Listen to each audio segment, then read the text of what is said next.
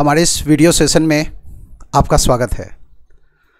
आज के इस वीडियो सेशन में हम आपको ये जानकारी देंगे कि बैंक पीओ की तैयारी कैसे की जा सकती है। आपको पता है बैंक पीओ एक अच्छा रिप्यूटेड जॉब है और हर साल बैंक पीओ की वैकेंसी तो आती ही है।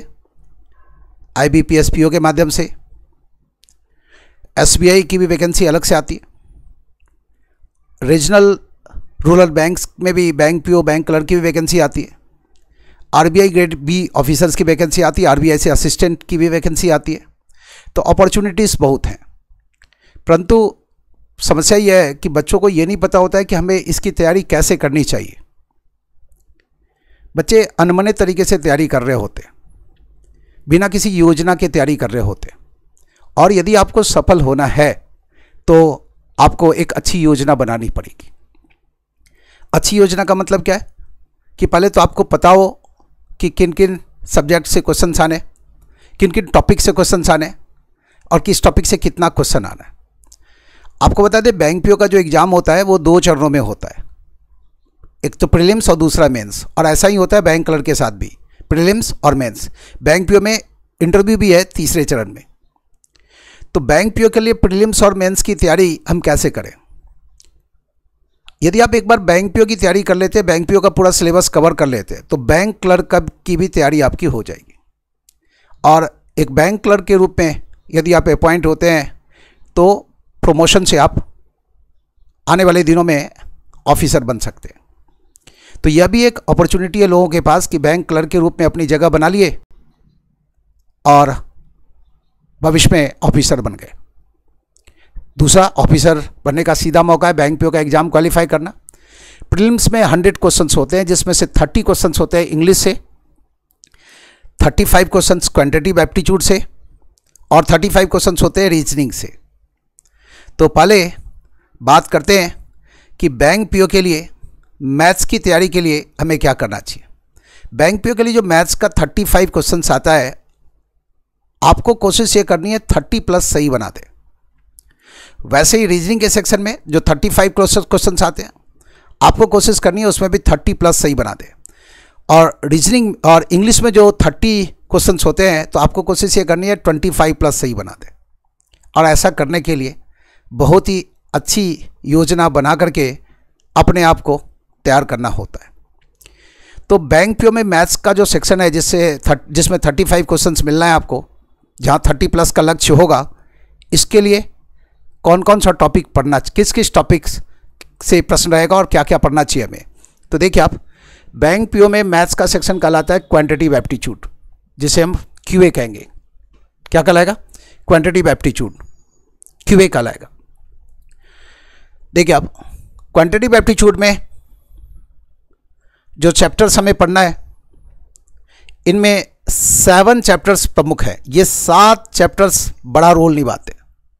कौन कौन सा ये 7 चैप्टर्स है, उन 7 चैप्टर्स के बारे में जान लें। पहला चैप्टर तो है बेसिक कैलकुलेशन। बेसिक ऑपरेशन से रिलेटेड प्रश्न होता है। बेसिक कैलकुलेशन, बेसिक कैलकुलेशन से कुल मिला के प्रश्न कितना होता है? 5 to 10 questions. Number of questions कितना? तो 5 to 10 क्वेश्चंस फ्रॉम का बेसिक कैलकुलेशन बैंक पीओ के लिए। बैंक क्लर्क में तो इसे जो क्वेश्चंस होते हैं वो 15 तो कई बार 20 क्वेश्चंस होते हैं 35 में से। तो बैंक पीओ के लिए भी महत्वपूर्ण चैप्टर है और बैंक क्लर्क के लिए तो अति महत्वपूर्ण चैप्टर है बैंक क्लर्क के एग्जाम के लिए। बेसिक कैलकुलेशन से कितने प्रश्न? 5 से लेकर के 10 प्रश्न। नंबर 2 में आप लिखें कैसलेट्स। कैसलेट्स, इसे हम मैथमेटिकल पजल भी कहते हैं। इसे हम मैथमेटिकल पजल भी कहते हैं। Mathematical puzzle, number of questions कितने? तो 5 क्वेश्चंस होते हैं। किसे? इस कैसलेट से।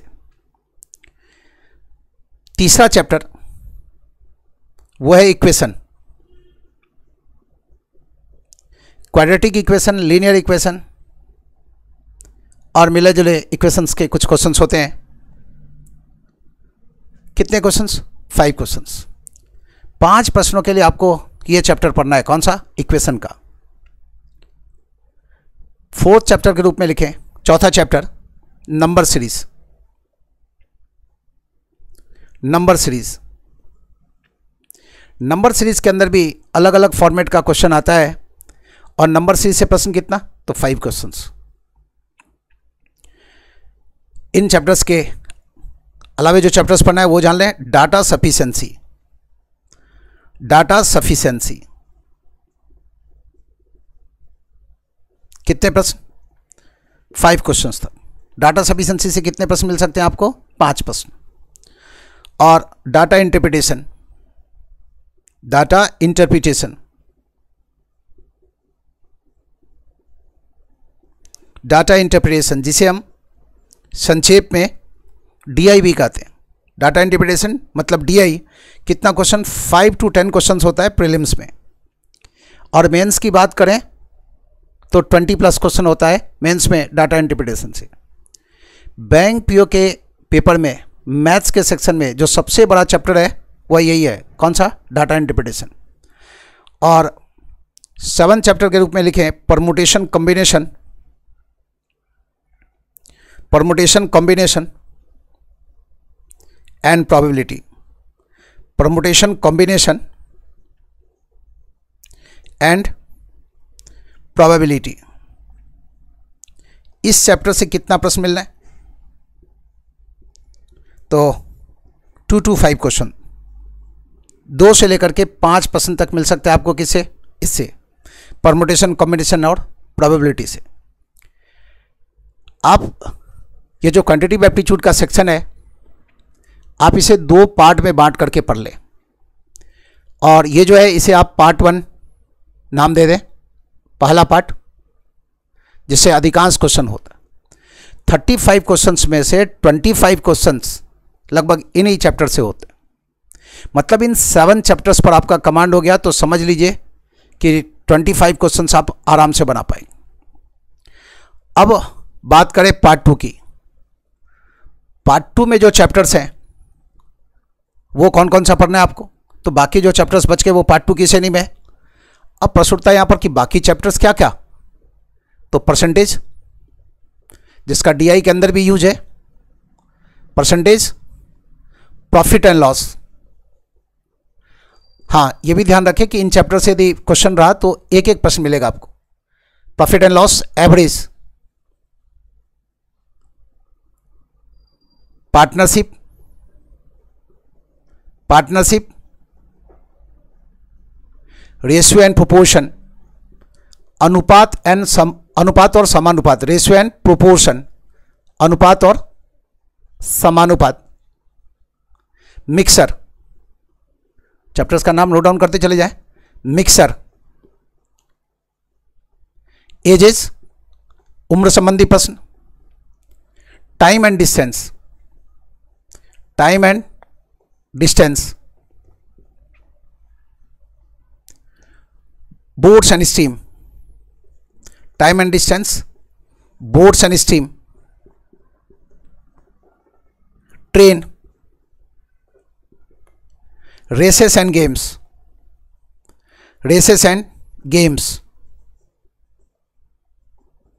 Train, races and games, simple interest, simple interest, compound interest, पढ़े आप स्कूल के दिनों में पढ़े ये सब चीज। कंपाउंड इंटरेस्ट जिसे हिंदी में कहते हैं चक्रवृद्धि ब्याज, installment, compound interest, instalment, mensuration, installment, mensuration, number system, number system, LCM HCF, number system, LCM HCF, time and work, LCM HCF, time and work, pipes and system, नल एवं हौज वाला प्रश्न, time and work, pipes and system, नल एवं हौज वाला प्रश्न, नल एवं हौज वाला प्रश्न, वर्क एंड वेजेज, कार्य और मजदूरी से रिलेटेड प्रश्न, वर्क एंड वेजेज, कार्य और मजदूरी से रिलेटेड प्रश्न, एटसेट्रा, ETC। ये इतना पढ़ना है आपको पार्ट 2 में। देखिए आप 25 क्वेश्चंस की उम्मीद रखें, कहाँ से? पार्ट 1 से। मन में बात आ सकती है कि यदि इन क्वेश्चंस को जोड़ेंगे तो 25 प्लस हो जाएगा। जरूरी नहीं कि पेपर में इन सारे सेक्शन से प्रश्न हो सकता है किसी पेपर में इक्वेशन से प्रश्न है तो किसी में नहीं, किसी में डाटा सफिशिएंसी से रिलेटेड प्रश्न है तो किसी में नहीं। लेकिन पार्ट 1 से ये जो चैप्टर्स देख रहे हैं लगभग 25 क्वेश्चन तो इसी से होता है, और 10 क्वेश्चन मान लीजिए पार्ट 2 से। कई बार ऐसा भी होता है 30 क्वेश्चन इससे और 5 क्वेश्चन इससे। लेकिन यदि आप एवरेज देखें, औसतन 25 क्वेश्चन मिलना है आपको किससे? पार्ट 1 से, और 10 क्वेश्चन मिलना है किससे? पार्ट 2 से। अब इन चैप्टर्स को हम कैसे पढ़ें कि वो जो 30 प्लस का जो लक्ष्य है हमारा वो प्राप्त हो पाए। आपको पता है प्रीलिम्स के इन 100 क्वेश्चंस में ये जो 3 सेक्शंस हैं, इंग्लिश, मैथ्स और रीजनिंग, इन प्रत्येक सेक्शन के लिए कितना टाइम निर्धारित है? 20 मिनट्स। 20 मिनट्स में आपको इंग्लिश का 30 क्वेश्चंस अटेम्प्ट करना होता है, 20 मिनट्स में आपको मैथ्स का 35 क्वेश्चन अटेम्प्ट करना होता है, और 20 मिनट्स पे रीजनिंग का 35 क्वेश्चन अटेम्प्ट करना होता है। यदि मैथ्स के सेक्शन में आप प्रति प्रश्न 30 सेकेंड में प्रत्येक क्वेश्चन को आप 30 सेकेंड के अंदर सॉल्व कर पाए तो 20 मिनट्स में आप आराम से 35 क्वेश्चन अटेम्प्ट कर सकते। ध्यान रहे लक्ष्य कितने का होगा? 30 प्लस हमारा क्वेश्चन सही हो, अटेम्प्ट भी 30 से ज़्यादा हो, तभी तो 30 प्लस स्कोर भी ला पाएंगे। मन में बात आ सकती है कि क्या 30 प्लस स्कोर लाने के बाद ही बैंक पीओ में हम अपनी जगह बना पाएंगे? हाल के दिनों में जो प्रीलिम्स का रिजल्ट आया है, आप कट ऑफ देखें तो 70 प्लस ही रहा है। कट ऑफ का मतलब वह व्यक्ति जो प्रीलिम्स में क्वालिफाई किया उनमें से जो लोएस्ट मार्क्स वाला व्यक्ति है उसका मार्क्स है ये 70 प्लस। तो जाहिर है यदि हम लोएस्ट मार्क्स को टारगेट करके चलेंगे तो सफल नहीं हो पाएगा। अच्छा ये होगा कि हमारा जो मिशन हो वो क्या है? 85 प्लस का, 30 प्लस रीजनिंग में, 30 प्लस मैथ्स में, और 25 प्लस किस में? इंग्लिश के सेक्शन में। ये स्कोर चाहिए। जाहिर है अटेम्प्ट भी कोशिश करना है कि किसी भी स्थिति में अटेम्प्ट 90 के नीचे ना हो। 90 से ऊपर जाएंगे, अटेम्प्ट को ले जाएंगे, तभी आप 85 प्लस स्कोर का जो लक्ष्य है वो प्राप्त कर पाएंगे, और आराम से लोग इस लक्ष्य को प्राप्त कर लेते हैं। इसके लिए क्या है? स्ट्रॉन्ग विल पावर के साथ आपको तैयारी करनी पड़ेगी। जहां चाह वहां रहा। 100 में से 97% लोग तैयारी को सीरियसली नहीं लेते। उन्हें यह पता ही नहीं होता है कि वो जिस कंपटीशन में भाग ले रहे हैं वो नेशनल लेवल का कंपटीशन है, जिसमें 20 लाख, 25 लाख, 30 लाख, 35 लाख लोग अपीयर हो रहे हैं। अब जहां लाखों की संख्या में कैंडिडेट आ रहे हैं और वहां वैसे कंपटीशन की तैयारी यदि हाफ हार्टेडली करेंगे तो सफल होना बहुत मुश्किल है। क्या जरूरी है? जरूरत है 100% डेडिकेशन की। आपको अपना 100% देना होगा और सफल होने के इरादे से तैयारी करनी होगी। असफल होने के इरादे से तैयारी ना करें। ये स्कूल लेवल का एग्ज़ाम नहीं है, ये कॉलेज लेवल का एग्ज़ाम नहीं है। ये कंपटीशन है जिसमें जिसको सबसे ज़्यादा मार्क्स होगा उन्हीं की बदौलत पहले सीटों को भरा जाएगा। जिन सीट फुल हो गए तो बाकी लोग बाहर हैं। बच्चे बाहर ना हो कंपटीशन से, इसके लिए ज़रूरी क्या है? बच्चों को चाहिए कि 100% डेडिकेशन के साथ तैयारी करें, हाफ हार्टेडली ना लगे। अपना 100% यदि आप देते हैं तो आप सफल हो सकते हैं। चैप्टर्स को ढंग से पढ़ना पड़ेगा। ये वो चैप्टर्स हैं जिनसे अधिकांश क्वेश्चन आते हैं। अब इन चैप्टर्स की अच्छी तैयारी के लिए ये ज़रूरी है कि जो चैप्टर से रिलेटेड क्लासेस हैं उसको प्रॉपरली कवर करें। बच्चे कई इंस्टीट्यूट में भी एडमिशन लेते हैं और लेकिन उनमें से अधिकांश बच्चे पूरा कोर्स ही नहीं करते, कोर्स आधा अधूरा करते हैं, तो तैयारी भी आधी अधूरी रह जाती है।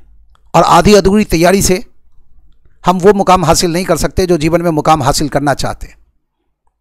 तो आप चाहे जहाँ भी एडमिशन लेते हैं पहले तो इस सोच के साथ एडमिशन लें कि जो कोर्स है उसको पूरा कवर करें, चाहे इंस्टीट्यूट में आपकी पढ़ाई हो या ना हो। आप तय कर लें कि मुझे एक भी दिन एब्सेंट नहीं रहना है पूरे कोर्स के दरमियान। चैप्टर का जो कॉन्सेप्ट है इसको क्लियर करने के लिए जो क्लासरूम कोचिंग है इसका बहुत बड़ा रोल है। आप ऑफलाइन क्लास भी ज्वाइन कर सकते हैं, ऑनलाइन भी क्लास ज्वाइन कर सकते हैं, और वैसे इंस्टीट्यूट को ही ज्वाइन करें जहां जो तैयारी कराई जा रही हो इस उद्देश्य से कराई जा रही हो कि बच्चे सफल हो। मतलब इंस्टीट्यूट को भी चाहिए कि वो हाफ हार्टेडली प्रयास ना करे, वो अपना इंस्टीट्यूट को भी चाहिए कि वो अपना 100% दे, और इंस्टीट्यूट के अंदर जो टीचर्स हैं उनको भी चाहिए कि वो अपना 100% दे बच्चों के लिए। तो जरूरी है कि पहले आप चैप्टर वाइज ये जो चैप्टर्स देख रहे हैं इन चैप्टर्स का कॉन्सेप्ट क्लियर करें। ये सारा चैप्टर्स भी पढ़ना जरूरी है और ये सारा भी चैप्टर्स पढ़ना जरूरी है। ज़्यादा ध्यान आपका किस पर हो, पार्ट 1 के सेक्शन पर हो। पहले तैयारी को कैसे पूरा करना है, पहले तो इस संबंधित चैप्टर्स की आप क्लासेस प्रॉपरली करें। जहाँ भी क्लासेस कर रहे हैं उन इंस्टीट्यूट के साथ जुड़ें जो क्लासेस का वीडियो लेक्चर्स भी आपको प्रोवाइड करते हैं। ऑफलाइन क्लास तो किए ही आप, और उसका यदि वीडियो लेक्चर्स आपको मिल रहा है तो आप इस वीडियो लेक्चर्स को घर पर 5 बार दोहरा सकते हैं, बार बार उसको रिपीट कर सकते हैं। इससे क्या होगा कि जो टीचर के द्वारा आपको जो कुछ समझाया गया है वो पूरी तरह से आपके माइंड में सेट हो जाएगा। जैसे ही प्रश्न पढ़ेंगे आपको पता होगा कि अगले क्षण के उसका जवाब हमें कैसे देना है। कई लोगों को तो ये पता ही नहीं होता है कि प्रश्न के लिए हमें प्रश्न के लिए जो हमें प्रयास करना है वो किस दिशा में करना है। कई लोग रुक करके वहाँ सोच रहे होते हैं। एग्जामिनेशन में आप प्रश्न पढ़ने के बाद रुक करके आप सोचेंगे कि जवाब कैसे तैयार होगा, तो फिर आप जवाब नहीं दे पाएंगे। जितनी देर में औसत लोग प्रश्न पढ़ते हैं, औसतन जितनी देर में लोग प्रश्न पढ़ते हैं, जो रियल कंपटीटर है उतनी देर में वो जवाब देता है। क्यों जवाब देता है? वो ऑलरेडी उसका माइंड सेट होता है उस प्रश्न के जवाब के लिए कि ऐसा प्रश्न है, ये करना है। प्रश्न को पढ़ने की रफ्तार भी बहुत अच्छी होनी चाहिए। तो घर पर आप अपने प्रश्न को पढ़ने की रफ्तार भी बढ़ाएं, और इसके लिए ज़रूरी है कि पूरा पेपर लेके बैठे आप 100 क्वेश्चंस का, उसमें क्वेश्चन पढ़ें, ऑप्शन पढ़ें, क्वेश्चन पढ़ें, ऑप्शन पढ़ें, और ये देखें कि आपको कुल मिला के कितना टाइम लगता है एक पेपर को पढ़ने में, ताकि आपको ये आइडिया हो कि हर सेक्शन में आपको कितना कितना टाइम लग रहा है, जो टाइम आपका पढ़ने में जाएगा। 20 मिनट्स में से वो सेक्शन वाइज जो टाइम है वो माइनस कर लें तो आपको पता चल जाएगा कि आपके पास उस सेक्शन में और कितना समय रहेगा प्रश्नों के जवाब के लिए। शायद ही कुछ लोग ऐसा करते हो। यदि आप ऐसा नहीं करते तो आप ऐसा कीजिए, आप एक सेट लेकर के बैठ के देखें आप कि इसमें हर सेक्शन में इंग्लिश के 30 क्वेश्चंस को पढ़ने में कितना टाइम लगता है, मैथ्स के 35 क्वेश्चंस को पढ़ने में कितना टाइम लगता है, और रीजनिंग के 35 क्वेश्चंस को पढ़ने में कितना टाइम लगता है। ऐसा करना बहुत ज़रूरी है। आपकी पढ़ने की रफ्तार बहुत अच्छी हो तो पहले तो प्रैक्टिस इस दिशा में करें कि आपकी पढ़ने की रफ्तार बहुत अच्छी हो जाए। चैप्टर्स की क्लास कर लें। क्लास का जो वीडियो लेक्चर्स आपको मिलता है उस वीडियो लेक्चर्स को 5 बार कम से कम देख लें। कितनी बार? 5 बार। 4 बार, 3 बार, 2 बार, 1 बार नहीं चलेगा। एक तो क्लास किए, क्लास एक भी छूटना नहीं चाहिए। मान लें किसी चैप्टर की क्लास 4 क्लासेस हुई हैं तो उन 4 में से कोई भी क्लास ना छूटे, और उन 4 क्लासेस का वीडियो लेक्चर टीचर से आप कलेक्ट करें और उस वीडियो लेक्चर को आप 5 बार देखें। कॉन्सेप्ट क्लियर हो जाएगा। फिर क्या चाहिए? कई लोग क्या करते हैं, क्लास तो करते हैं, चैप्टर्स तो पढ़ते हैं, लेकिन घर पर उस चैप्टर से रिलेटेड क्वेश्चन सॉल्व नहीं करते। क्वेश्चन सॉल्व करने की भी आपको प्रैक्टिस होनी चाहिए। अपने मस्तिष्क को आदत लगानी होती है। और यह कैसे संभव हो पाएगा?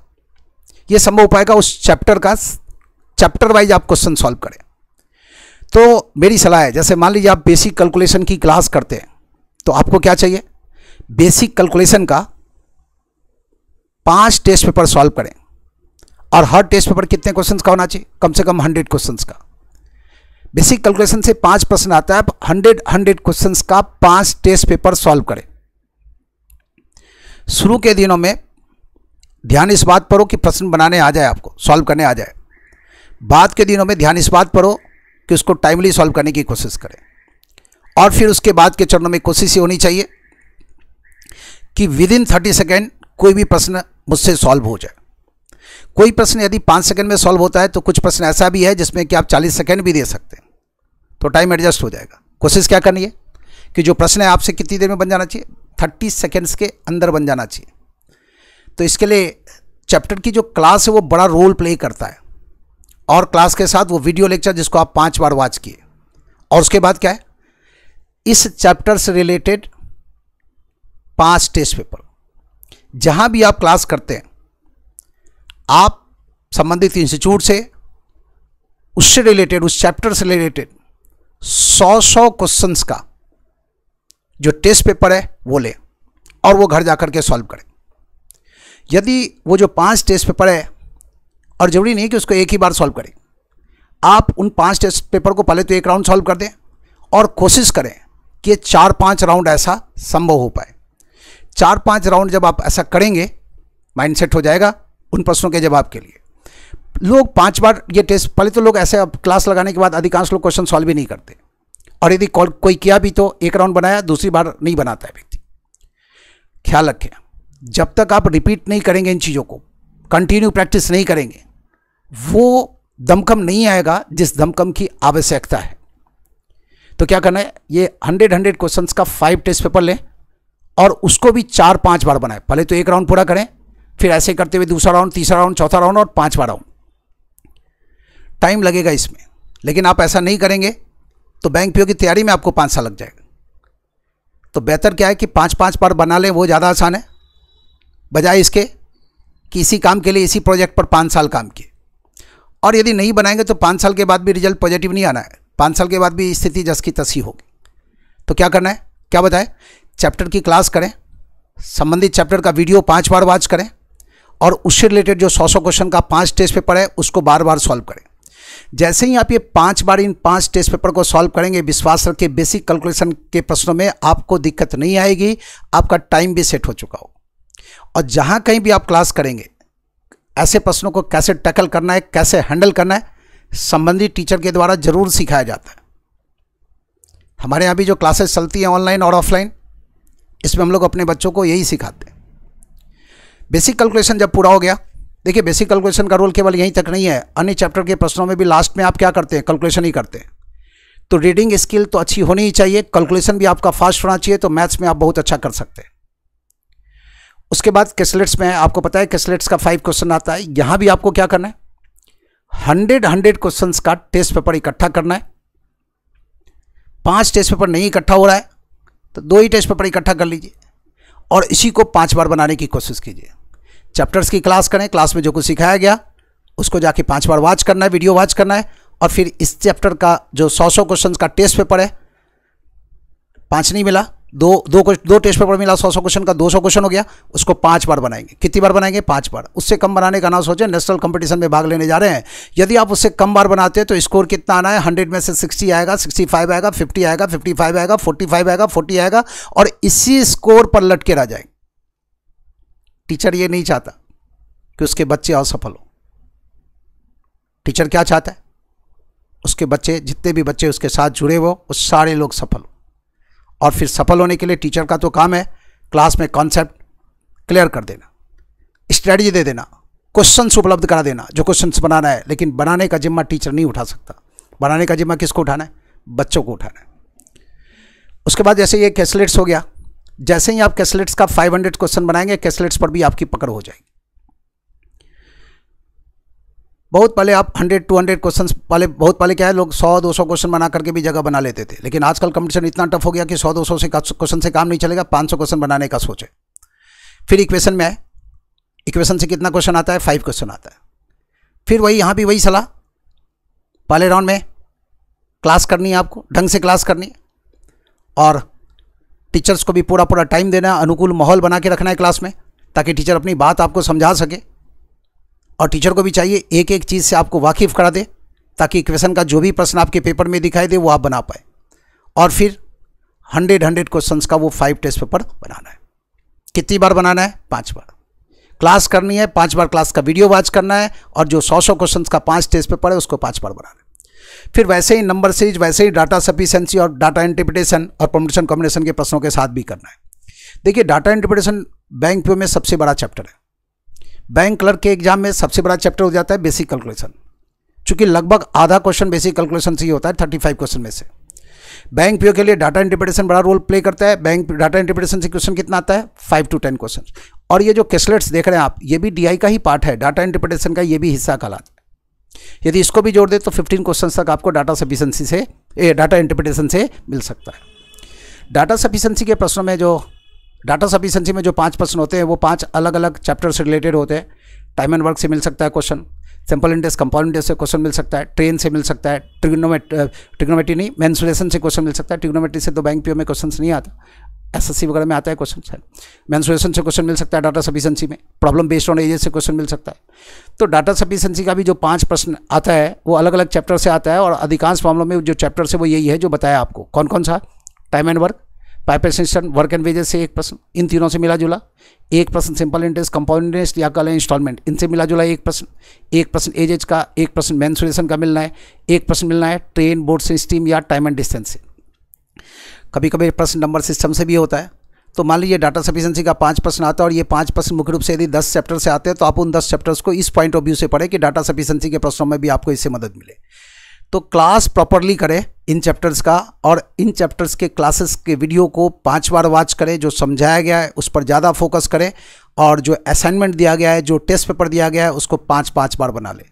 10 किताबों को सॉल्व करने से ज़्यादा ज़रूरी है एक किताब में जो भी प्रश्न है उसको 10 बार सॉल्व कर लेना, ये बड़ी ज़रूरत है।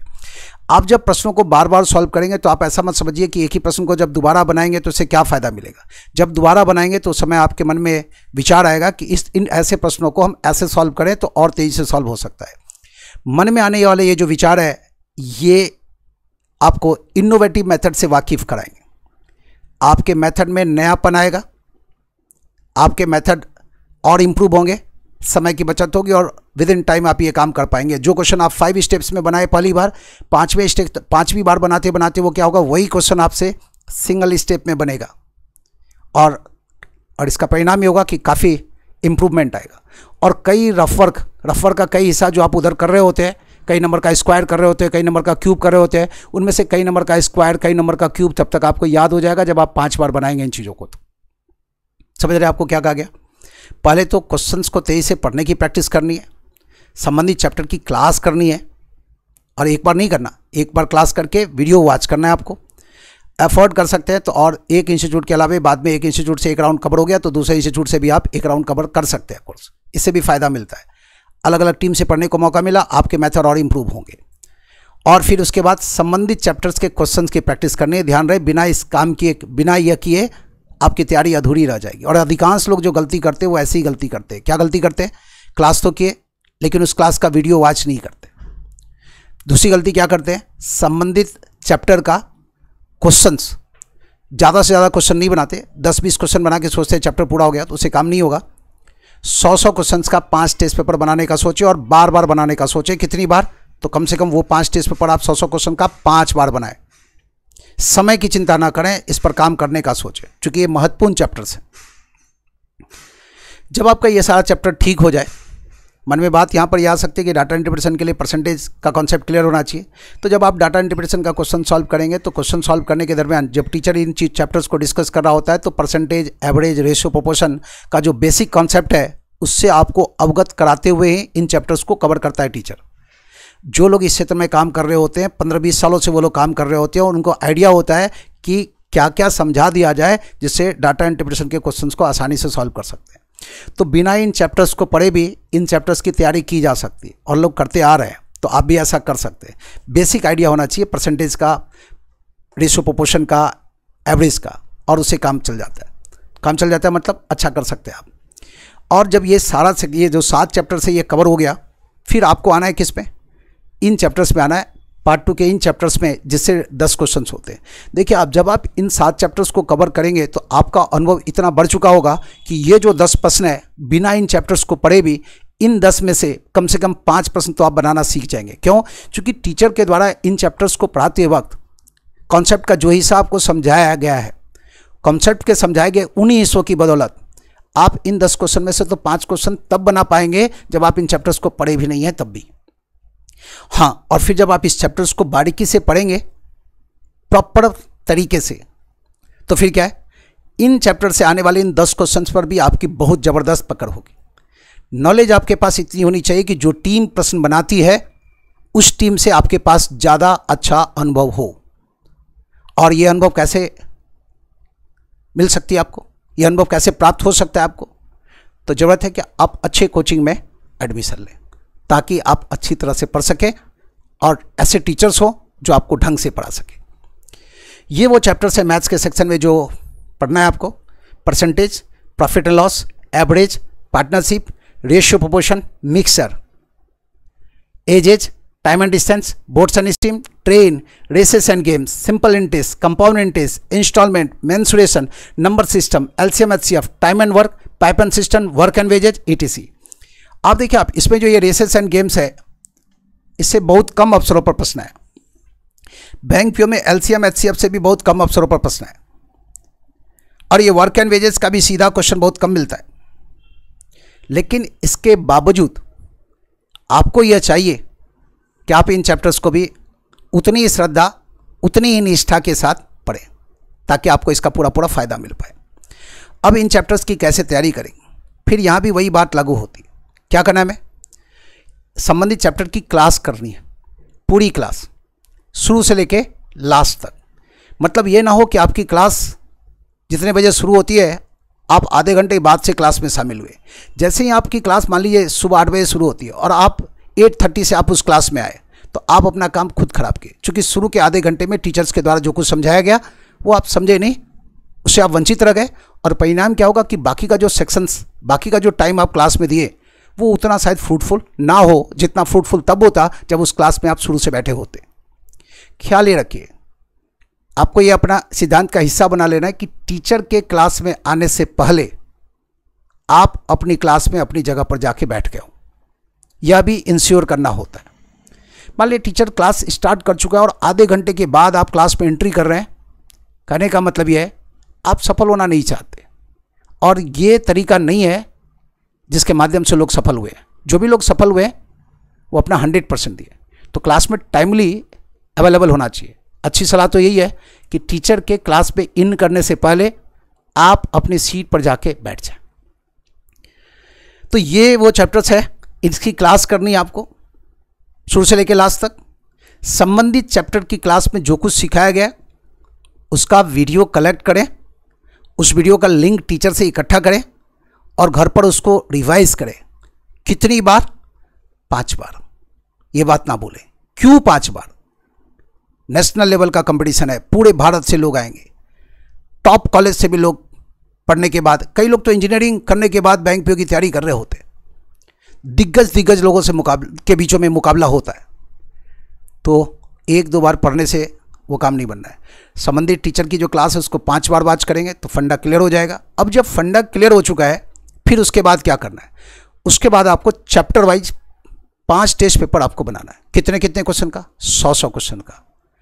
जिस भी चैप्टर को टारगेट करें यह सोच के पढ़ें, क्या कि अगले जन्म में मुझे ना पढ़ना पड़े ये चैप्टर। जिस भी चैप्टर को टारगेट करें, क्या सोच के पढ़ना है? इतना ढंग से पढ़ना है कि मुझे ये चैप्टर अगले जन्म में भी ना पढ़ना पड़े। 5 टेस्ट पेपर बनाना ना भूलें।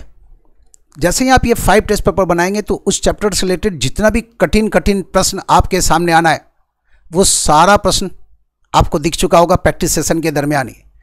तो एग्जाम में जो प्रश्न आपको दिखेगा वो अपने आप में किसी न किसी पुराने फॉर्मेट से रिलेटेड मिलेगा। वैसा प्रश्न आप ऑलरेडी हैंडल कर चुके होंगे। और ज़्यादा से ज़्यादा टेस्ट पेपर बनाते वक्त हमारे मस्तिष्क को भी आदत हो जाती है नए प्रश्नों से प्रॉपरली मुकाबला करने का। तो अपने मस्तिष्क को भी ये आदत लगाएं कि आपका जो मस्तिष्क है नए प्रश्नों को प्रॉपरली हैंडल करने में सक्षम हो सके। और जब आप इन चैप्टर्स को पढ़ेंगे तो ऐसा नहीं है कि इन चैप्टर्स को पढ़े तो इन्हीं चैप्टर्स में फ़ायदा होगा। मान लीजिए आप परसेंटेज पढ़ते हैं तो इसका फ़ायदा डाटा इंटरप्रिटेशन के अंदर होगा, और जब आप डाटा इंटरप्रिटेशन पढ़ते हैं तो उससे फ़ायदा परसेंटेज के अंदर भी होता है। तो जब आप एक चैप्टर पढ़ते हैं तो उससे फ़ायदा केवल उसी चैप्टर में नहीं होता, उस चैप्टर में जो कुछ सीखे उसका फ़ायदा अन्य चैप्टर्स में भी होता है। जब आप टाइम एंड वर्क पढ़ते हैं तो उसका फ़ायदा पाइप एंड सिस्टम में भी मिलेगा। जब आप पाइप एंड सिस्टम के प्रश्नों को सॉल्व करेंगे तो उसका फ़ायदा टाइम एंड वर्क के प्रश्नों को भी सॉल्व करने में मिलेगा। तो इंटर रिलेटेड है चीज़ें। कहीं हम टाइम देते हैं तो उसका फ़ायदा मिल रहा है। मान लीजिए आप रेसेस एंड गेम्स, ठीक है क्वेश्चन नहीं आता, लेकिन मान लीजिए किसी एग्जाम में रेसेस एंड गेम्स पर आधारित DI का प्रश्न आ गया, फिर आप कैसे बनाएंगे? फिर ये सोचेंगे ना कि अगली बार इस चैप्टर को भी पढ़ के आएंगे। ऐसा मत सोचिए, अगली बार नहीं, नेक्स्ट टाइम नहीं। कोशिश करना है कि इसी टाइम, इसी बार हम सफल हो जाए। और ये इतना मेहनत करने के लिए टाइम लगता है। बच्चों की जो शिकायत होती है कि आपकी स्ट्रेटजी में जो प्रॉब्लम है वो ये कि इतना टाइम कहाँ है अपने पास। टाइम निकालना पड़ेगा। अपने मोबाइल फ़ोन में आप लगे रहते हैं, उससे बचना पड़ेगा। अपने कैरियर पर आपको ध्यान देना पड़ेगा। कैरियर पर ध्यान देंगे तो टाइम मिलेगा आपको अपनी तैयारी को करने के लिए।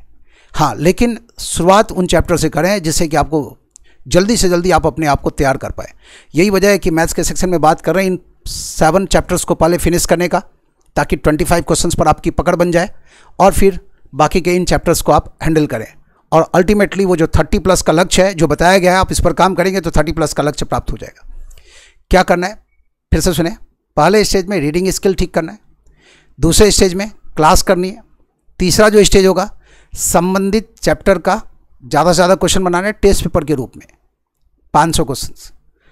और इसके बाद क्या चाहिए, जब आप ये पूरा मैथ्स का सेक्शन कवर कर चुके होंगे, मान लीजिए रीजनिंग का सेक्शन कवर कर चुके होंगे, इंग्लिश का सेक्शन भी ऐसे ही कवर कर चुके होंगे, तो उसके बाद क्या करना चाहिए आपको? उसके बाद चाहिए कि आप फुल लेंथ टेस्ट पेपर बनाएं, 100 क्वेश्चंस का फुल लेंथ टेस्ट पेपर बनाएं। ये भी ख्याल रखें, जब आप पीटी के लिए पढ़ रहे हैं उसी समय सोचिए आप कि आप मेंस की तैयारी में भी लग गए। मेंस में क्वेश्चन कैसा आता है, इन्हीं चैप्टर से रिलेटेड क्वेश्चंस होंगे, लेकिन क्या होगा, लेवल हाई होगा। तो जब आप 500 क्वेश्चन बनाएंगे तो हाई लेवल का भी क्वेश्चन आपको मिल ही जाएगा। तो पीटी के साथ साथ आप मेंस की तैयारी भी करें और साथ ही साथ अपने आप को इंटरव्यू के लिए भी तैयार रखें। इंटरव्यू में जो आपसे प्रश्न पूछा जाता है, आपके प्रोफाइल से रिलेटेड प्रश्न होता है, आपके बायोडाटा से रिलेटेड प्रश्न होता है, आप कहीं पर काम कर चुके हैं उससे रिलेटेड प्रश्न होता है, बैंक के जॉब में आपका इंटरेस्ट है नहीं, इससे रिलेटेड प्रश्न होता है, अब तक आप जिस भी फील्ड में काम किए हैं उस फील्ड में आपका परफॉर्मेंस कैसा रहा है, आपके अंदर किसी भी काम को अच्छी तरह करने की ललक है या नहीं, और फिर ये देखते हैं कि आप बैंक पीओ के जॉब से खुश होंगे या नहीं, बैंक के जॉब में आपकी दिलचस्पी किस हद तक है और दिलचस्पी की वजह क्या है। इन सारे प्रश्नों का जवाब आपको पहले से ही ढूंढ के रखना पड़ेगा। तो जब भी आप तैयारी कर रहे होते हैं तो उसी समय आप इन जानकारियों को भी, बैंक से रिलेटेड जानकारियों को भी इकट्ठा करते रहें, न्यूज़पेपर पढ़ते रहें, तो आपकी इंटरव्यू की भी तैयारी हो जाएगी।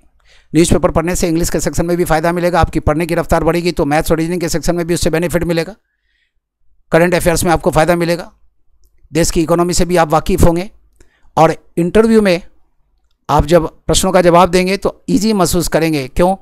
क्योंकि न्यूज़पेपर के माध्यम से आप अपने आप को ऑलरेडी अपडेट रख चुके होंगे। तो ये था मैथ्स के सेक्शन को हम कैसे ठीक करें। क्या करना है, रीडिंग स्किल बढ़ाना है, चैप्टर्स की क्लास करनी है, टेस्ट पेपर जो है उसको प्रॉपर्ली सॉल्व करना है, बार बार सॉल्व करना है, मस्तिष्क को आदत लगानी है, और जब ये सारा सब कुछ हो जाए तो फुल लेंथ टेस्ट बनाना है। अब लोग फुल लेंथ टेस्ट कितना बनाते हैं, कई लोग एक फुल लेंथ टेस्ट रोज़ बनाते हैं, कई लोग तो एग्ज़ाम से 30 दिन पहले अपने आप को प्रैक्टिस सेट वाले काम में लगाते हैं। देखिए, एग्ज़ाम से पहले 30 दिन पहले आप सेट लगाएंगे, ये अच्छी सलाह नहीं। बेहतर क्या होगा, हमेशा ये सोचें आप कि सामने एग्ज़ाम हो या ना हो, आप डेली प्रैक्टिस में लगे रहें। जब ये सारा सब कुछ चैप्टर वाइज फिनिश हो चुका होगा तो फिर एक सेट शुरू में बेशक बना लें, फिर बाद में 2 सेट बनाना शुरू करें डेली, फिर 3 सेट डेली बनाना शुरू करें, और सेट बनाने के साथ उसको इवेलुएट भी करना होता है, अपने वीक पॉइंट को भी पहचानना होता है, फिर उस पर काम करना होता है, प्रॉब्लम को भी दूर करना होता है, और फिर 4 टेस्ट बनाएं, 4 टेस्ट पेपर बनाएं, और फिर अपने आप को इस स्थिति में लाएं कि एक दिन में 5 टेस्ट पेपर आप सॉल्व कर पाएँ। किसका? प्रीलिम्स का।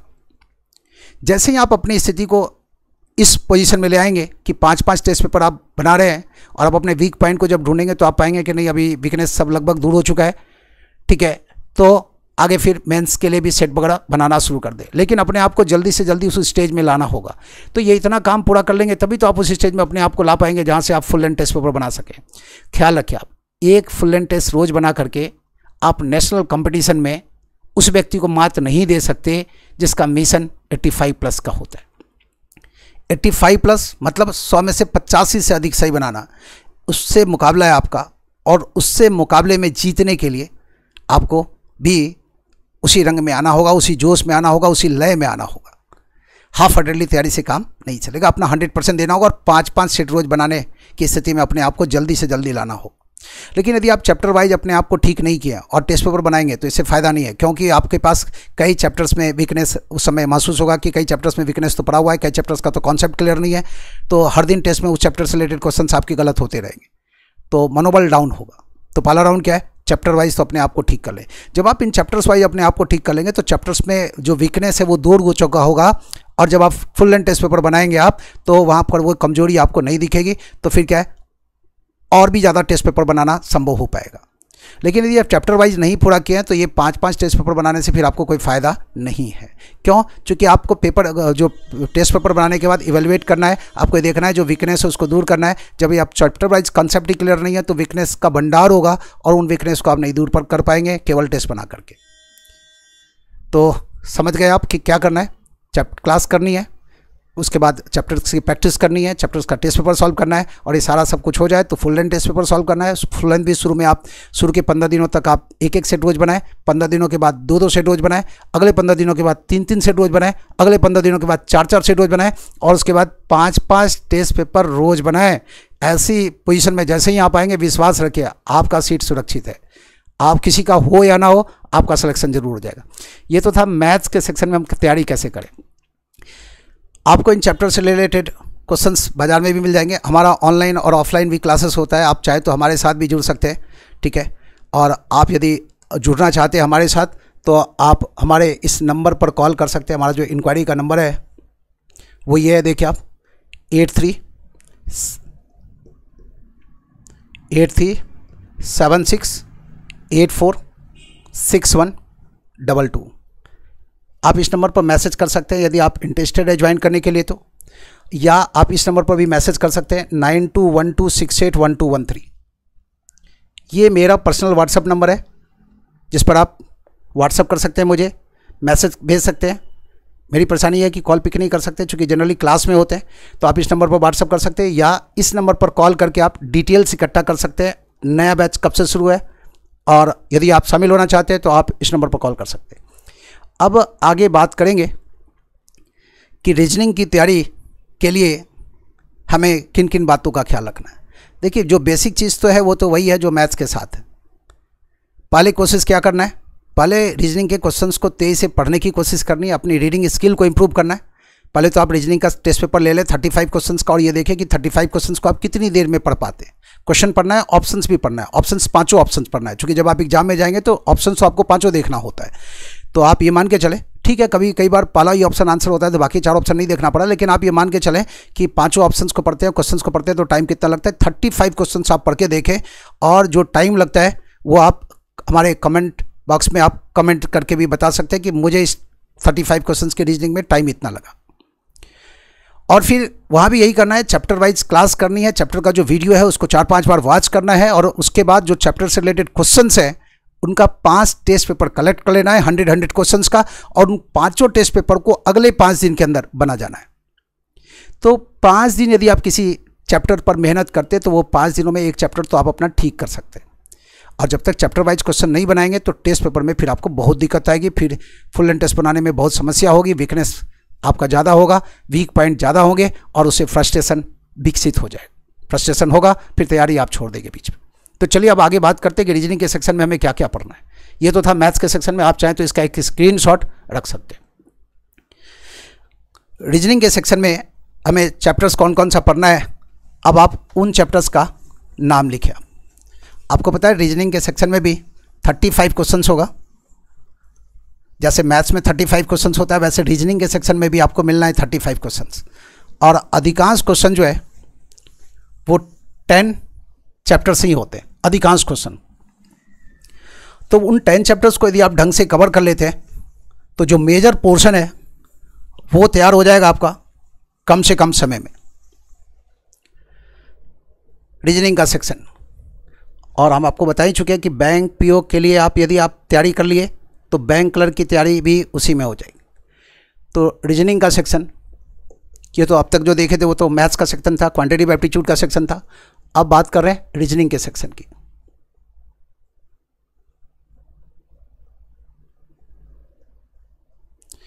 रीजनिंग का सेक्शन बैंक पीओ में 35 क्वेश्चंस होता है रीजनिंग से। 20 मिनट्स के अंदर हमें इन 35 क्वेश्चंस को अटेम्प्ट करना है। यदि हम हर प्रश्न को यदि 30 सेकेंड के अंदर फिनिश करने का दमखम रखते हैं तो आराम से हम 20 मिनट्स में इन 35 क्वेश्चंस को बना सकते हैं। तो हमें अपने आप को उस स्टेज में पहुंचाना है ताकि 30 सेकेंड के अंदर हम प्रश्नों को सॉल्व कर पाए।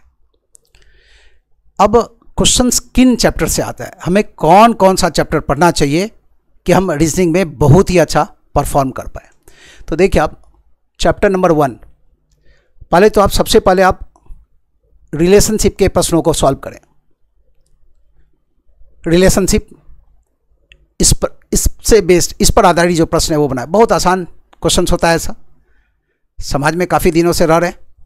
रिलेशनशिप का जो बेसिक कॉन्सेप्ट है वो आपको पता ही है, किसे हम क्या कहते हैं, और उस पर आधारित जो प्रश्न होता है रिलेशनशिप का वो सॉल्व करें। कितना प्रश्न मिल सकता है आपको? 2 से लेकर के 5 प्रश्न तक मिल सकता है। किस पर बेस्ड? रिलेशनशिप पर बेस्ड। यह भी ध्यान में रखें कि रिलेशनशिप चैप्टर की ज़रूरत, इसमें इससे रिलेटेड जो कॉन्सेप्ट है इसकी ज़रूरत पड़ेगी आपको किसमें? पजल के अंदर भी। रिलेशनशिप पर आधारित पजल्स भी पूछे जाते हैं बैंक पी और बैंक क्लर्क के एग्जाम में। रिलेशनशिप पर आधारित सिटिंग अरेंजमेंट का प्रश्न भी मिलता है, और डाटा सफिशिएंसी का जो प्रश्न आता है रीजनिंग में, उसमें भी रिलेशनशिप पर आधारित प्रश्न होते हैं। तो रिलेशनशिप से सीधा तो प्रश्न मिलता ही है, और इनडायरेक्टली भी ये हमारे लिए यूज़फुल है, चूँकि अन्य चैप्टर के प्रश्नों में भी इस चैप्टर का अहम रोल होता है। तो पहला जो चैप्टर आपको ठीक करना है वो कौन सा है? रिलेशनशिप है। Chapter number 2 inequality. दूसरा जो चैप्टर पढ़ना है रीजनिंग में आपको, जिस पर आपको कमांड करना है, वो है इनइक्वालिटी। दूसरा जो चैप्टर पढ़ना है वो ये है इनइक्वालिटी। कितने प्रश्न होते हैं इससे? 5 प्रश्न। इनइक्वालिटी से प्रश्न कितना? 5 प्रश्न आता है, और जैसे ही आप इस चैप्टर का 500 क्वेश्चंस बनाएंगे, एक्यूरेसी 100% हो जाएगी, और क्वेश्चन में जो समय लगेगा वो बिलो 30 सेकेंड। ऐसे प्रश्नों को तो आप 20 से 25 सेकेंड में बनाना सीख जाएंगे। प्रति प्रश्न ये टाइम 30 सेकेंड के अंदर टाइम होगा। 30 सेकेंड के अंदर जैसे ही टाइम लगेगा, आप प्रश्नों को बहुत ही आसानी से बना पाएंगे। कॉन्फिडेंस लेवल भी हाई होगा। हाँ, कॉन्सेप्ट बिल्कुल क्लियर हो, और इसके लिए बहुत जरूरी है कि आप ढंग से पढ़ें और टीचर भी ढंग से पढ़ाएं, और वैसे इंस्टीट्यूट में पढ़ें जहाँ ढंग से पढ़ाई होती हो।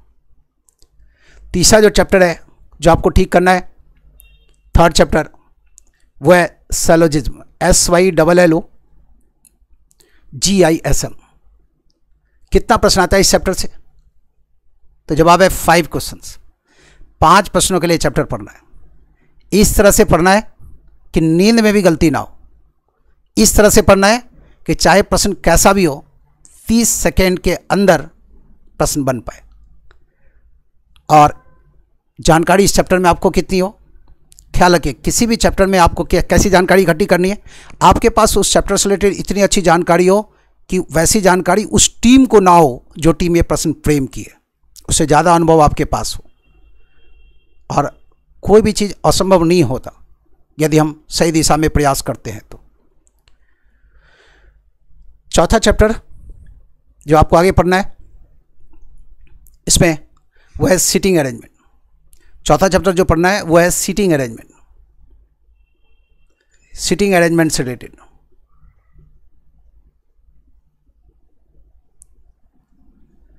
5 से लेकर के 10 प्रश्न आता है।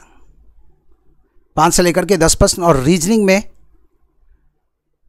पढ़ना आपको 10 बड़े चैप्टर्स है जिससे अधिकांश प्रश्न आता है, और उन 10 में से ज़्यादा महत्व रखता है कौन सा? 2 चैप्टर, सीटिंग अरेंजमेंट और पजल। तो रीजनिंग में ये बड़ा चैप्टर है सीटिंग अरेंजमेंट, 5 से लेकर 10 question. Chapter number 5 puzzle. Puzzle puzzle से भी प्रश्न कितने? 5 से लेकर 10 प्रश्न। सीटिंग अरेंजमेंट भी एक प्रकार का पजल ही है। सीटिंग अरेंजमेंट का जो क्वेश्चन आप सॉल्व करते हैं, सीटिंग अरेंजमेंट भी क्या है? एक प्रकार का पजल है, सीटिंग से रिलेटेड पजल है। तो ये भी पजल का हिस्सा ही मान ले सीटिंग अरेंजमेंट। लेकिन यदि इसको आप अलग देखें तो सीटिंग अरेंजमेंट के अलावा पजल का पार्ट कितना? 5 से लेकर 10 क्वेश्चन।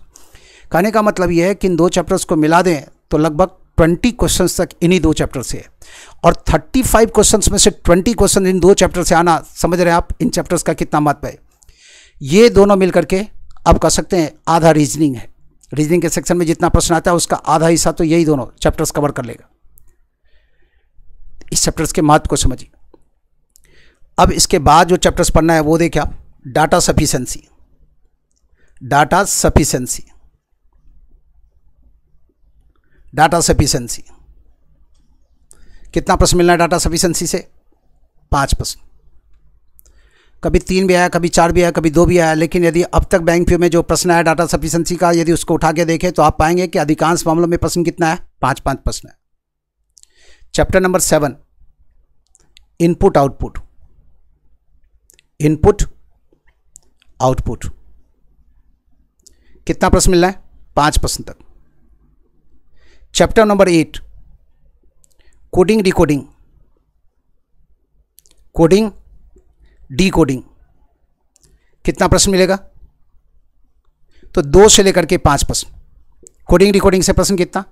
2 से लेकर के 5 प्रश्न।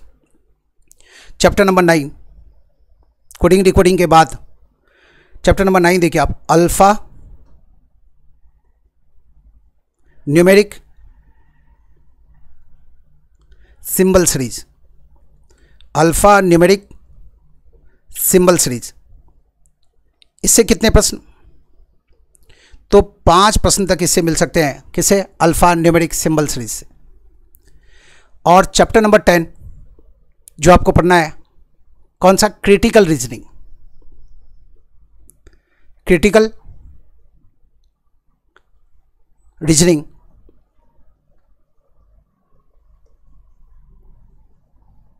क्रिटिकल रीजनिंग के अंदर भी जो प्रश्न, जो चैप्टर्स आपको पढ़ने, इसके अंदर एजम्पशन, अभिधारणा से रिलेटेड प्रश्न, आर्गुमेंट्स।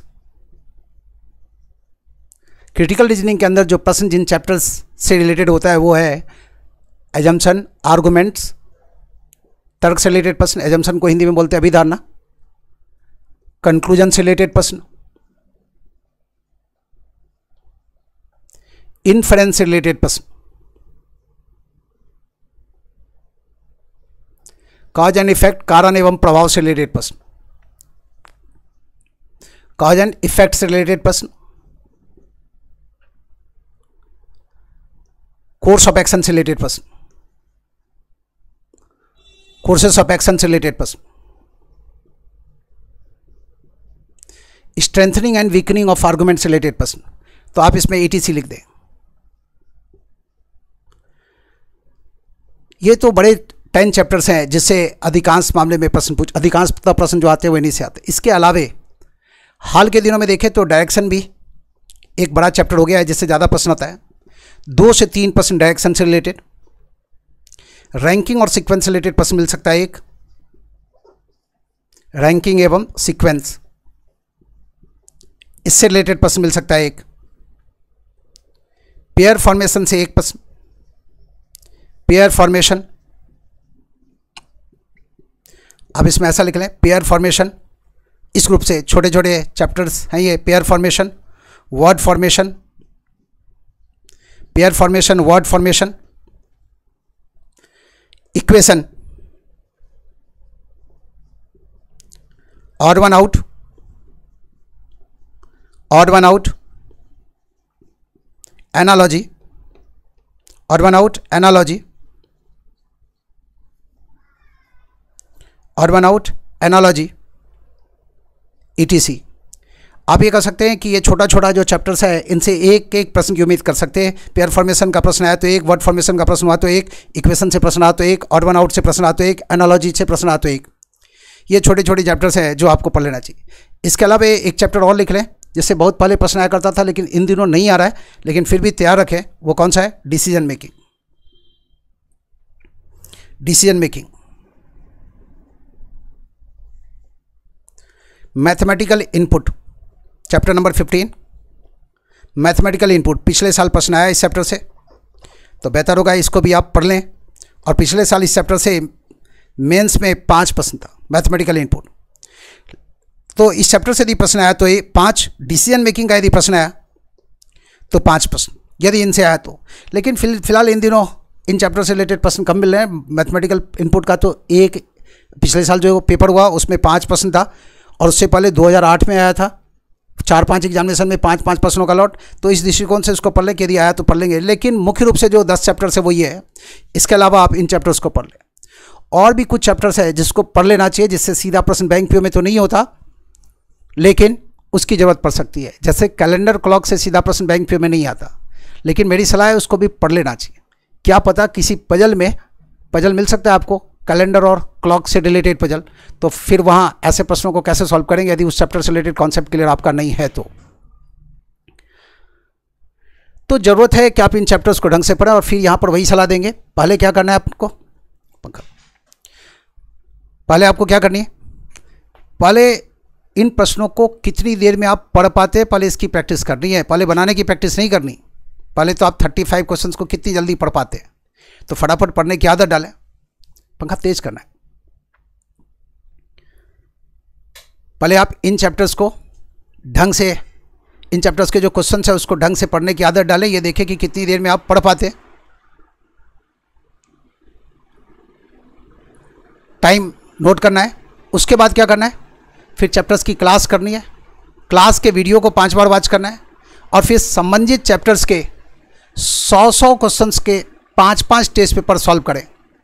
जैसे ही आप इतना काम करेंगे, आपकी स्थिति इतनी मजबूत हो जाएगी कि 35 क्वेश्चंस का जो टेस्ट पेपर है वो बना पाएंगे आप रीजनिंग का बहुत आसानी से। जब ये चैप्टर वाइज कवर हो जाएगा तो फुल लेंथ टेस्ट पेपर में आना है। फुल लेंथ टेस्ट पेपर मतलब 100 क्वेश्चन का पेपर लेके बैठना है, जिसमें इंग्लिश, मैथ और रीजनिंग तीनों होगा। और फिर वही सिंगल सेट, फिर 15 दिन के बाद डबल सेट, फिर 15 दिन के बाद 3 सेट, फिर 15 दिन के बाद 4 सेट और फिर अगले 15 दिन के बाद 5 सेट। इसको इम्प्लीमेंट करना मुश्किल हो सकता है, और जो लोग इसको इम्प्लीमेंट कर पाएंगे वो सफल हो जाएंगे। और यदि आप सफल होना चाहते हैं तो आपको ये इम्प्लीमेंट करने के लिए बिल्कुल तैयार रहना पड़ेगा। नहीं तैयार होंगे तो इसी काम में आपको 5 साल लग जाएगा और आपका जीवन का कीमती समय बर्बाद होगा। ये 5 साल आपके लिए बहुत बहुमूल्य होगा। जल्दी सफल होते हैं तो आप सिविल सर्विसेज की तैयारी भी कर सकते हैं। और फिर याद उड़ा दें कि यदि आप चाहते हैं कि इन चैप्टर्स पर आपकी स्थिति बहुत मजबूत हो तो हमारा जो ऑनलाइन है, ऑफलाइन कोर्स है, उसमें भी आ सकते हैं। ऑफलाइन कोर्सेज़ के लिए दिल्ली में फैसिलिटी अवेलेबल है। हम आपको वो वेन्यू बता देंगे जहां ऑफलाइन कोर्सेज के लिए दिल्ली में आना है। और यदि आपको ऑनलाइन कोर्सेज करना है तब तो फिर हम आपको यूट्यूब के माध्यम से पढ़ाएंगे। ध्यान रहे, यदि आप कोर्स के लिए इंटरेस्टेड हैं तो आप हमारे इस नंबर पर कॉल कर सकते हैं। इंक्वायरी के लिए आप इस नंबर पर कॉल कर सकते हैं 8376846122। इस पर आप इंक्वायरी कर सकते हैं। कोर्स फी इत्यादि कि कोर्स ड्यूरेशन इत्यादि जो भी पूछना हो आप इस पर कॉल करके पूछ सकते हैं, या आप मुझे व्हाट्सअप कर सकते हैं। मेरा ये नंबर है 9212681213। जब हम आपको ये चैप्टर्स पढ़ाएंगे तो इस चैप्टर्स का हम आपको वीडियो लेक्चर्स भी प्रोवाइड करेंगे और संबंधित चैप्टर्स का हम पर्याप्त क्वेश्चन भी प्रोवाइड करेंगे ताकि तैयारी जो आपकी है वो अच्छी हो। जैसे आप ये रीजनिंग का सेक्शन देख रहे हैं चैप्टर वाइज, वैसे ही आपको इंग्लिश के सेक्शन के लिए भी चैप्टर वाइज चार्ट बना लेना है। इंग्लिश में भी जो क्वेश्चंस आते हैं वो मुख्य रूप से 10 चैप्टर से ही आते हैं और उन 10 चैप्टर्स की तैयारी आपको ढंग से करनी है। यदि आप बैंक पीओ की तैयारी करेंगे तो सबसे आसानी से जिस सेक्शन की तैयारी होती है वो रीजनिंग का ही सेक्शन है, और सबसे ज़्यादा जिस सेक्शन में पढ़ना होता है वो मैथ्स का सेक्शन है। और अपने आप को तैयार करने में कठिनाई जिस सेक्शन में सबसे ज़्यादा आती है वो इंग्लिश का ही सेक्शन है, और अधिकांश लोगों को इंग्लिश के सब्जेक्ट में ही कम मार्क्स आता है। कई लोगों का तो मार्क्स जो है वो बिलो 10 होता है इंग्लिश के सेक्शन में। 30 क्वेश्चन में से यदि स्कोर बिलो 10 आ गया तो 85 प्लस का जो लक्ष्य है वो पूरा नहीं हो सकता। 85 प्लस का लक्ष्य तभी पूरा हो पाएगा जब आपका तीनों सेक्शन पर बहुत ही अच्छी पकड़ हो। तीनों सेक्शन पर, तीनों सेक्शन का मतलब इंग्लिश, मैथ्स और रीजनिंग। और उसके बाद मेंस में आपको करंट अफेयर्स, इकोनॉमी और बैंकिंग से रिलेटेड भी क्लासेस की ज़रूरत पड़ेगी। आप यदि दिल्ली में हैं तो आपको इकोनॉमी, करंट अफेयर्स के लिए अच्छे टीचर्स अवेलेबल हैं, और उनमें जो सबसे अच्छे टीचर्स हैं जो बहुत ही ढंग से ये पूरा करंट अफेयर्स का सेक्शन, इकोनॉमी का सेक्शन और बैंकिंग का सेक्शन कवर कराते हैं, उनका नाम है रंजय सर के नाम से हम लोग उनको जानते हैं। तो आप रंजय सर से आप करंट अफेयर्स और इकोनॉमी और बैंकिंग से रिलेटेड जो सेक्शन है वो कवर कर सकते हैं। ये हमारी टीम के मेंबर हैं और हमें इन पर गर्व है। इसलिए गर्व है कि यदि आप इनसे करंट अफेयर्स, इकोनॉमी और बैंकिंग का सेक्शन कवर करते हैं तो एग्जाम में जितने भी प्रश्न इन सेक्शन से होंगे उनमें से 90% से ज़्यादा आप सही बना पाएंगे और कम समय में बना पाएंगे। और इंटरव्यू में आपकी स्थिति इतनी मजबूत होगी कि इंटरव्यूअर्स को भी हैरान होना होगा यह जान करके कि आप बैंक के बारे में और इंडियन इकोनॉमी के बारे में इतनी अच्छी जानकारी रखते हैं। आपको ये पता है मेंस में कंप्यूटर का भी सेक्शन कवर होता है। तो हमारा जो कंप्लीट कोर्स है उसमें कंप्यूटर के लिए भी टीम में अलग अलग मेंबर्स हैं। तो हमारे यहाँ आप यदि आते हैं फुल कोर्स के लिए तो कंप्यूटर के सेक्शंस की भी तैयारी आपकी अच्छी हो जाएगी। और फुल कोर्स के लिए आना हो या मैथ्स रीजनिंग के लिए आना हो, आप हमारे इस नंबर पर, ये जो ऊपर वाला नंबर है 8376846122 पर संपर्क करके हमारे एग्जीक्यूटिव से बात करके अपने आप को इनरोल करा सकते हैं। ध्यान रहे, पढ़ें वहीं जहाँ ढंग से पढ़ाया जाता हो, ईमानदारी से पढ़ाया जाता हो, अच्छे इंस्टीट्यूट में पढ़ें, अच्छी टीम से पढ़ें। हाँ, और सफल होने के लिए बहुत ज़रूरी है कि आप अच्छी तरह पढ़ें। तो बैंक पीओ के लिए पीटी में आपको इंग्लिश, मैथ्स और रीजनिंग पढ़ना है। मेंस में फिर इंग्लिश, मैथ्स, रीजनिंग से तो प्रश्न रहेगा ही, करंट अफेयर्स, इकोनॉमी, बैंकिंग और कंप्यूटर से रिलेटेड भी प्रश्न आते हैं। इन दिनों कंप्यूटर से रिलेटेड प्रश्नों की संख्या तो कम गई, लेकिन फिर भी ये कंप्यूटर अहम रोल प्ले करता है, जीवन के लिए भी बहुत ज़रूरी है। तो जब भी आप खाली बैठें तो कंप्यूटर से रिलेटेड, जब भी आपके पास समय खाली मिले तो छोटा सा कोर्स, कोई 60 डेज़ 90 डेज़ का कंप्यूटर कोर्स ज्वाइन कर ले। तो कंप्यूटर से रिलेटेड जो स्किल है वो आपको वो स्किल आपके अंदर होना चाहिए। कंप्यूटर ऑपरेट करना आना चाहिए, ऑपरेटिंग सिस्टम वगैरह से वाकिफ़ हो, बेसिक आइडिया तो कंप्यूटर का होना ही चाहिए। कंप्यूटर के युग में आप जी रहे हैं।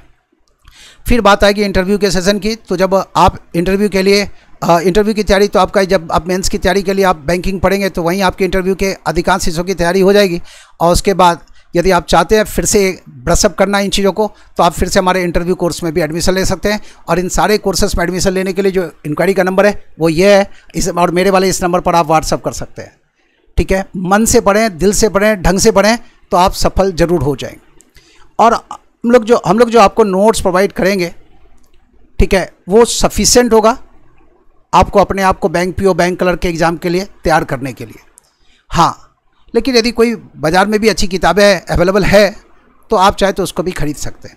ध्यान रहे, बाज़ार से आप एक प्रीवियस पेपर तो ज़रूर ले लें जिसमें बैंक पीओ का पिछले 10 से 15 सालों का पेपर हो।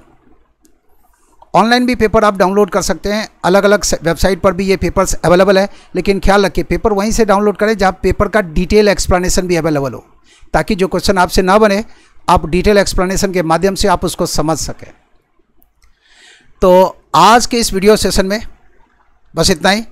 आप कोई इंक्वायरी चाहते हैं तो आप हमारे नंबर पर मैसेज कर सकते हैं, व्हाट्सअप कर सकते हैं आप। हम और कोई मदद की आवश्यकता हो तो मदद भी कर सकते हैं। 1-2 चैप्टर में कहीं कोई मदद की आवश्यकता हो तो मदद कर सकते हैं, लेकिन पूरा फुल कोर्स हम लोग फ्री में प्रोवाइड नहीं कर सकते। जो हमारा मैथ्स रीजनिंग के कोर्सेज़ का चार्ज है वो 5000 है, और यदि आप हमारे फुल कोर्स में आना चाहते हैं तो 10000 है।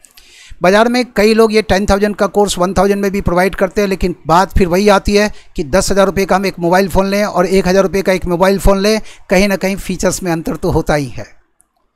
तो देखिए, आप 10,000 रुपये का जो मोबाइल फ़ोन में जो फीचर्स होंगे वो 1000 रुपये के मोबाइल फ़ोन में सारे फीचर्स उस तरह से नहीं मिलेंगे। मोबाइल फ़ोन तो होगा आपके हाथ में, लेकिन आप सारे फीचर्स का फ़ायदा नहीं उठा सकते। तो वैसे ही हर कोर्स का अलग अलग फ़ीचर है। और यदि आप 10,000 खर्च करते हैं, ये रकम शुरू में आपको बड़ी रकम लग सकती है, लेकिन जैसे ही आप सफल होंगे और पहले महीने की सैलरी मिलेगी 50,000, तो वहीं महसूस हो जाएगा आपको कि ये रकम बहुत ही छोटी है और हर महीने आपको 50,000 मिल सकता है। बैंक पीओ बन गए, आप शादी बैंक पीओ से होगी आपकी, आप शादी कर सकते हैं एक अच्छे बैंक पीओ से, तो 50,000 वो दोनों जोड़ दें तो 1 लाख। 10 सालों में सैलरी डबल हो जाती है। 1 लाख को डबल कर दें तो 2 लाख, तो 2 लाख रुपया महीना ये आ सकता है। बस आप वो 10,000 खर्च करें और बस अपने आप को सफल होने में लगा दें। जहाँ चाह वहाँ रहा। तो सफल होने के लिए बहुत बड़ी ज़रूरत है कि आप किसी भी कोचिंग में एडमिशन लें, लेकिन ज़रूरी है कि आप पहले चाह लें कि मुझे सफल होना है। यदि आप स्ट्रॉन्ग विल पावर के साथ तैयारी करेंगे, इंस्टीट्यूट कोई भी हो, तैयार अपने आप को कर सकते हैं। लेकिन यदि अच्छा इंस्टीट्यूट है, अच्छी टीम से पढ़ने को मिले और अच्छी तरह से आप पढ़ रहे हैं, तो इसका एक अलग फ़ायदा है। तो शुभकामनाओं के साथ आज के इस वीडियो सेशन को यही समाप्त करते हैं। आप इंक्वायरी के लिए आप हमारे नंबर पर मैसेज या फ़ोन कर सकते हैं। सहयोग के लिए धन्यवाद।